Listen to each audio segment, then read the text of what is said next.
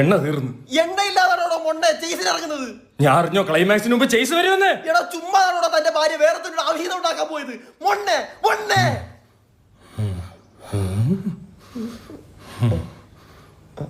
Sorry, പെട്ടെന്ന് എന്റെ ഭാര്യ പോയെന്നൊരു തോന്നല് തോന്നി.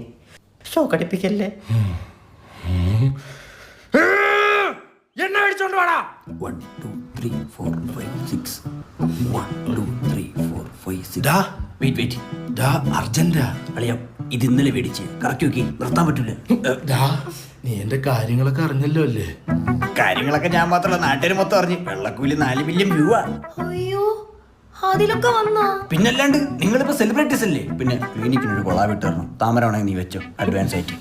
അതെങ്ങനെ ശരിയാവും? നീ ഇത് വെച്ചു. ഒന്നും തന്നോണ്ടല്ലോ. എടാ ഇവളുടെ ഭർത്താവ് വിചാരിച്ചു വെച്ചേക്കുന്ന ഞാൻ ഇവളും തമ്മിൽ അഭിഹിതത്തിലാന്നാ. ഡോക്ടറോട് കള്ളം പറയരുത്.